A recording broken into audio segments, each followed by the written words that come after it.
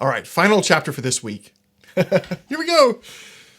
Micah 7. Micah describes the widespread corruption of Israel's leadership in that day and in that ultimate day, and the persecution of the righteous that precedes the final tribulation, along with God's promise to regather and restore Jewish captives and Jewish refugees in the Messianic age, even with the promise of caring for them as when they came out of the land of Egypt, which we'll see here in a moment. So here Micah is grieving the rebellion. He's grieving the rebellious attitude of Israel against the covenant, saying, woe is me, I'm becoming like the summer fruit at the end. The harvest is over, and now we're running out of food. I'm coming down to being one of the last of the prophets, actually. Which, I mean, he's not the actual last, because he's contemporary with Isaiah and Hosea and Amos. So he's not truly alone, but he's grieving that, gosh, the righteous are perishing from the land, meaning people are turning aside to wickedness. Even the people of the covenant are starting to persecute and cancel and deplatform, or even worse, imprison and kill those who are upright among God's people and among mankind. So he's saying the wicked, the godly are perishing from the land. He's saying they're removing the influence of the godly from society. They're removing them, their influence. They're not listening to them, and they're marginalizing them and persecuting them, even specifically. And that's got to be, that's real grievous to be Micah, who is loyal to the covenant, seeing the faithful having to go into hiding, being deplatformed, no longer having a voice. And and then he says, so here's what's happening among the wicked. They're laying in wait for blood.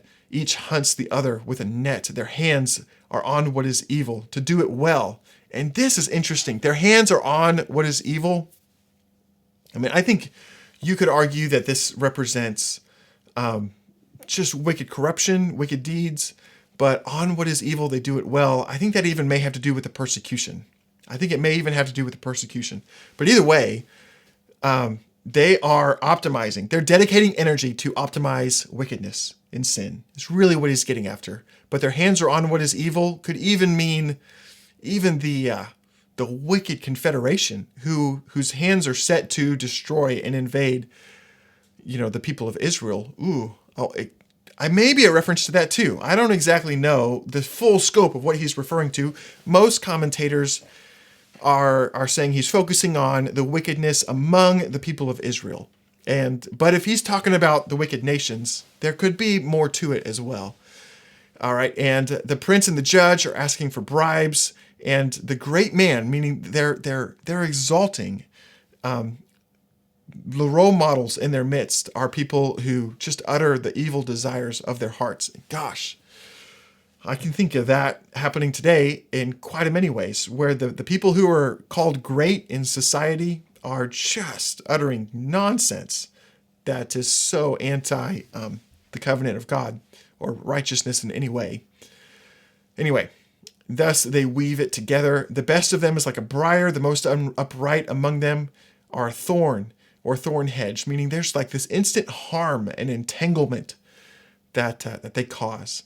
The day of your watchmen, the day of your punishment has come. Now their confusion is at hand. Okay, I think the day of your watchmen, the day of your punishment has come. Now their confusion is at hand means here comes the tribulation. I actually think he's talking about the onset of the tribulation. The invaders are coming, and your tribulation is at hand. I don't think he's talking about your deliverer is at hand. I think he means the tribulation is at hand, because here's what happens in verse 5. This massive betrayal culture that many other biblical prophets say characterizes the time period of the tribulation. Betrayal is everywhere because everybody is in fight or flight.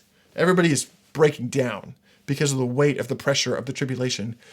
And so Micah says, put no trust in your neighbor. Have no confidence in a friend. Guard the doors of your mouth with her from her who lies in your arms, even your cared partners and spouses and children. For the son treats the father with contempt, and the daughter rises up against her mother, and the daughter-in-law against her mother-in-law.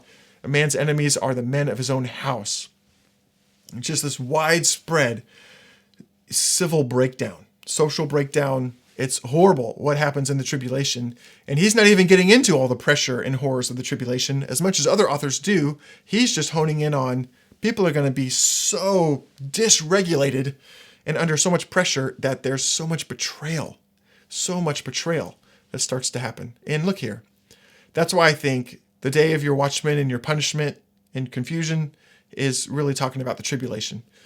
All right, let's move down to verse 7. But as for me, I will look to the Lord. I will wait for the God of my salvation as the tribulation is onset. As for me, I will look to the Lord, because he's recognizing the redemptive plan. The same as Hosea, when Hosea said, this tribulation period has a redemptive factor because it's meant to detox you from your rebellion, to wake you up to God's heart, his jealousy for you, and the redemptive nature of the discipline of what's happening. And look what Micah says, basically responding to Hosea almost. I think directly. I will look to the Lord. I will wait for the God of my salvation. My God will hear me. This is what Hosea says many times. We looked at it last week. So rejoice not over me, my enemies, saying those who are the enactors of the tribulation, really who he's talking to. Let me scroll up. Those who have gathered and they're in a trap. Where are they? Was that all the way back in chapter 4? Yeah, here they are. The wicked nations who have gathered, who have assembled, saying, let's exterminate them. But they don't know the trap that's been set, saying, in light of this, now let's go down. From Hosea 4 to Hosea, 7. Sorry, I know I'm jumping around. So rejoice not over me, O my enemy, you deceived nations and wicked confederation. When I fall, I will rise. When I sit in darkness, the Lord will be a light to me. I will bear the indignation of the Lord because I have sinned against him. Now he's kind of doing this identity intercession where he's identifying with the sin of his people and he's almost speaking on their behalf. Like, even though we are falling right now, even though this tribulation has come upon us, don't gloat over us, because even though we sit in darkness here for a moment, the Lord is going to be our light. I will bear the Lord's indignation because we've sinned against him until he pleads our cause and executes judgment for me, or in that identity type of way for us, for his people, as he's kind of standing in the gap as an intercessor. He will bring us out to the light and we will look upon his vindication. Then my eyes will see, and shame will cover her. Those who said to me, that's kind of a funny grammar, but shame will cover those who said to me, where's your God? My eyes will look upon them. Now they will be trampled down like the mire in the streets. A day for building up the walls. Now the thing shifts. We're coming out of the tribulation because the deliverer is arriving, the day of shame for Israel's adversaries, and it becomes a day for building up your walls, for expanding your boundary. Isaiah is going to take that a little bit further to say, literally, the Lord's going to reset Israel's boundaries in that day to their original promise. And we'll talk about that more when we get to Isaiah. Micah's just giving us a subtle reference there that the boundary is going to be re-extended because in that day, all the people are going to be coming. The refugees and the captives, the people of Israel are going to be returning. I do think it's really, I think is the captives. Oh, wow. I just opened up the whole word study there. Sorry. In that day, they, being the Jewish captives and refugees who've been cast out from the land, will all be coming. They'll be coming from Assyria and coming from Egypt. And I think most commentators and teachers will commonly suggest that Assyria represents the places where Jews have been taken captive. They've been the threats and adversaries. And Egypt actually represents shelters and allies who have sheltered Jewish refugees and hidden them in their tribulation. So from Egypt to the river, meaning from Egypt to the Euphrates, from sea to sea, essentially that usually is prophetic language for all the land, from mountain to mountain. But the earth will be desolate because of its inhabitants for the fruit of their deeds. So this is an interesting one. The earth will be desolate. A lot of commentators don't spend a whole lot of time here, but I think if you think about it, there's been a lot of war, there's conquering happening, and there's a lot of exploitation of populations and natural resources even in that rebellious period that precedes the tribulation. And then there's a huge conflict that takes place during the tribulation. And while we have Psalm 104 and other promises of the restoration of the land of Israel, while the restoration of Israel's land is taking place, the surrounding area, quite practically, is desolate because of the exploitive practices, the predatory practices, and the warfare that's just taken place. I think that's actually quite literal because of its inhabitants and the fruit of their deeds. And that's going to be desolation that has to be addressed during the Messianic age. So very, very interesting. But I think there's probably several meanings for the earth will be desolate. Nobody really considers that to mean the land of Israel will be desolate, because the land of Israel is undergoing a restoration, but it's the outside territories, the surrounding region will be desolate because of the actions of the rebellion and the tribulation. Okay. Anyway, we'll come back to that later. There's going to be other prophets that'll address that better than Micah does here. So here comes this prayer. Micah sees that the tribulations, we've rebelled, the tribulation is coming upon us, and the Lord's eventually going to regather all the refugees to a Messianic age in the Messianic land of Israel. So, in that regathering, Lord, shepherd your people with your staff, the flock of your inheritance, who dwell among the forest and in the garden land. He's saying, God, will you care for them, provide for your people, shepherd them? Basically saying, fulfill your promises as they're being regathered. And this compassionate reference back to even the care that God has for the lame in those days, which we looked at back in chapter 4, was it? Let me look. In that day, I will assemble those who've been driven away, and even those who are afflicted and outcast and the lame. That comes from Micah 4, verses 6 and 7. We just looked at that. But here he is again saying, God, will you care for your people as they're being regathered, as they're coming out of captivity, and shepherd them, fulfill your promises to them. It's a beautiful prayer. Shepherd your people with your staff. Let them graze in Bashan and Gilead as in the days of old, basically inheriting the land in peace. And we'll get into what Bashan and Gilead mean a little later, but basically bring them back to the land to resettle it in peace, untroubled safety.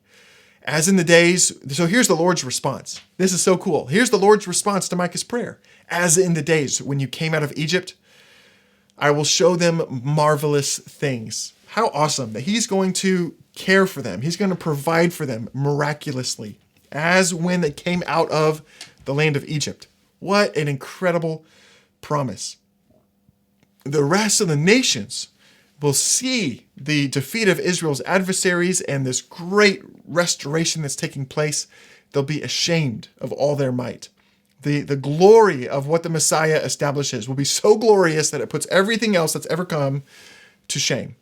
They will lay their hands on their mouths. Their ears will be deaf. They will lick the dust like a serpent and crawling like the crawling things of the earth.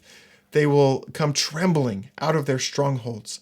They shall turn in dread to the Lord their God. They will be in fear of you, speaking of the people, as they're returning to the land. This is really similar language to when the Messiah arrives and the heavenly city appears and the Messianic army is doing what they're doing. There's that dread that overcomes them. And there are cross-references to that, I think, in the notes. Let me make sure. I think a couple, like Psalm 48 and Psalm 68, have some similar language to this. And they will turn in dread to the Lord. So this is, again, describing those wicked nations basically being overcome with dread as all this is taking place, because the dread that they sought to inflict onto Israel is now being returned onto them as the Messiah returns. Who is a God like you? So here's Micah. Well, I'm getting them all confused, but here's Micah's response. So we have Micah's prayer, shepherd your people. We have God's response, as in the days when you came out of the land of Egypt, I will show you wondrous things, and all your enemies will be overcome with dread, and they'll even be afraid of you, of my people, as they're coming back. So here's Micah's response. Who is a God like you, pardoning iniquity, passing over transgression for the remnant of his inheritance? He just breaks out. And even though there was all this rebellion, even though your people persecuted the righteous and sought to remove them from society and from the land, which we saw here in verse 2, you pardon iniquity. You remove our transgressions from us. He does not retain his anger forever because he delights in steadfast love. He will again have compassion on us. He will tread our iniquities underfoot. He will cast our sins into the depths of the sea.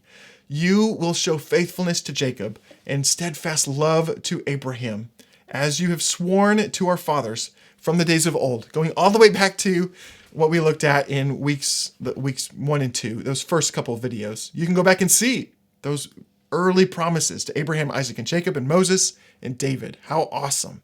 And then that's the end of chapter 7. But let me just look at this. This beautiful verse 18. He passes over transgressions for the remnant of his inheritance. Now, this is amazing language that he also could have drawn from other prophets. Let me grab this in the notes. Let's go to the very last page. Let's see, I need to scoot it up so that you can read it. There we go. I know you really can't read it very well, but I want to show you that it's here on the very last page in chapter 7. Here they are. Let me read to you some of these that parallel this verse 18 so beautifully. Again, he has just said, let me pull it up. Who is a God like you who pardons iniquity and passes over transgressions? You're not angry forever. You delight in steadfast love. You have compassion on us and tread our iniquities underfoot and cast all our sins into the depths of the sea. So that's what Micah has just said. Here are some other passages he could be drawing from. Deuteronomy 32, Moses, in the Song of Moses, says, "For the Lord will vindicate his people and have compassion on his servants when he sees their power is gone, and when there's none remaining, bond or free." Or how about Psalm 103? I think Psalm 103 is probably the strongest parallel reference. From David, he could have referenced this, saying, "He will not always chide, nor will he keep his anger forever. He does not deal with us according to our sins, nor repay us according to our iniquities. For as high as the heavens are above the earth, so great is his steadfast love for those who fear them. As far as the east is from the west, so does he remove our transgression from us." So Micah could be referencing that. Or how about Amos 9? Amos had just said, "Except the Lord will not utterly destroy the house of Jacob." And he goes on to describe Jacob's restoration.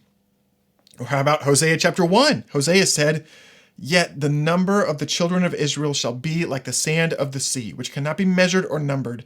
And the place where it was said to them, 'You're not my people,' it shall be said to them, 'Children of the living God.'" Or Micah himself, kind of bringing it full circle from Micah chapter 4, where he says, "There you will be rescued. The Lord will redeem you from the hand of your enemies." What a beautiful, beautiful promise. I love this closing bit of Micah. What a crazy book. We just went through a lot. And then there's Nahum. So that's the end. We're done with today. We're finished up our passages from Micah.